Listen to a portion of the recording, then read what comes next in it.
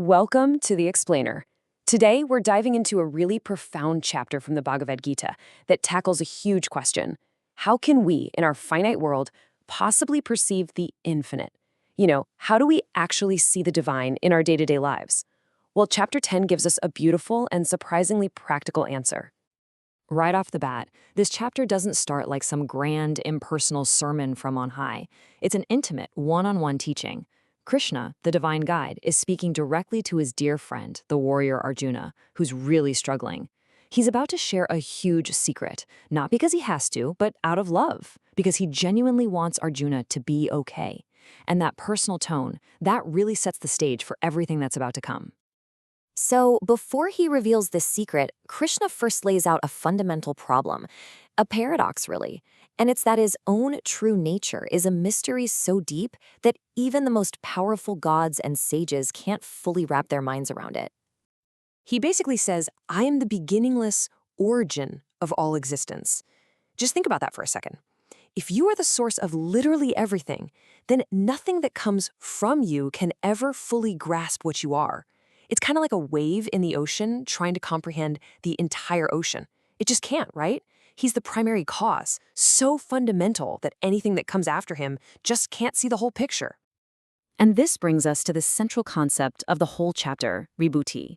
Now, it's a Sanskrit word that's a bit tricky to pin down with just one English word, but it essentially means the divine glories, the magnificent ways that the infinite shows itself in our world. Think of them as the tangible, brilliant flashes of power and splendor that we can actually see and experience. Krishna then explains that the entire spectrum of human experience, all the different states of being we go through, they all come from him. And it's not just the good stuff, the intellect that lets us learn, the forgiveness we show, but also the sorrow we feel, the fear we have to overcome, even things like fame and infamy.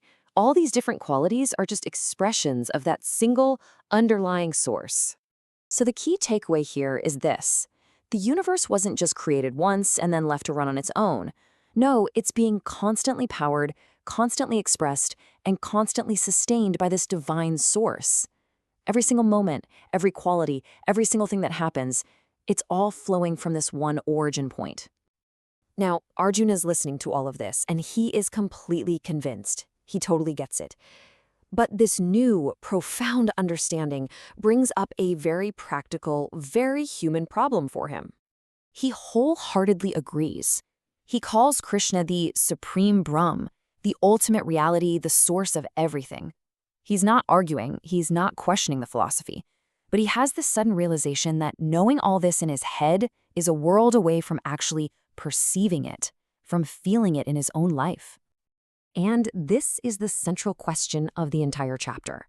Arjuna basically asks, okay, I believe you, but how?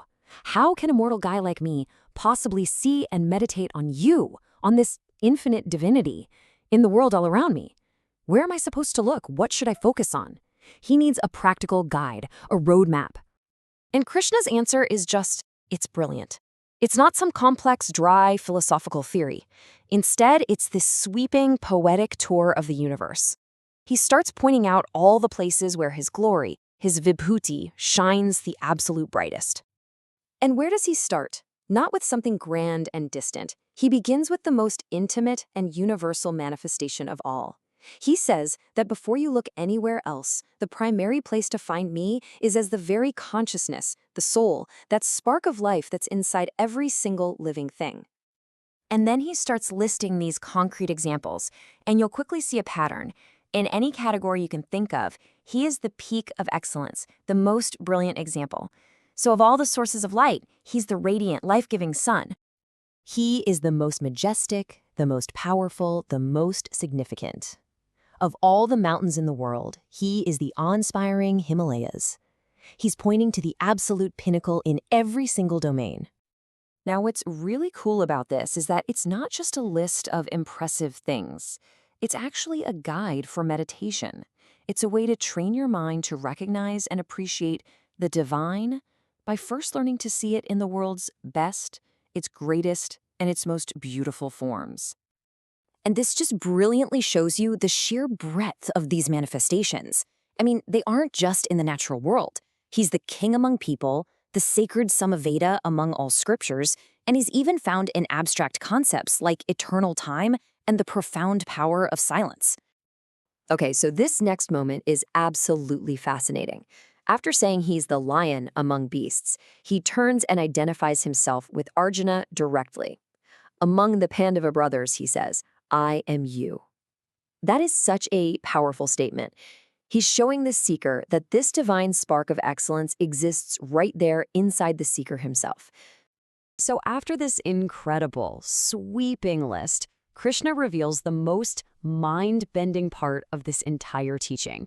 He explains that everything Arjuna just heard, well, that was just the introduction, just a handful of examples to get him started.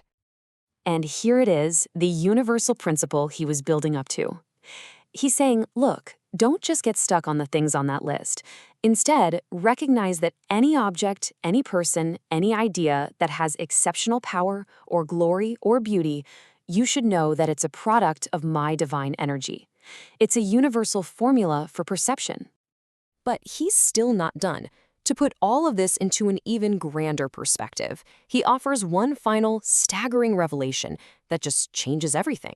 You have to just let this sink in.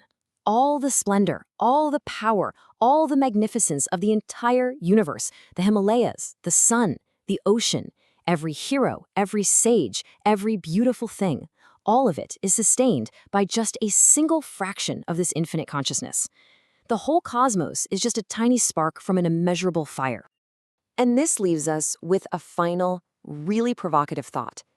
This chapter isn't just ancient philosophy, it's a practical invitation. It's a lens for us to look at our own lives. It asks us to start looking for the extraordinary within our ordinary world, in a brilliant idea, in a courageous act, a breathtaking sunset, or maybe even in the best part of ourselves. So the question is, where are you going to look for it?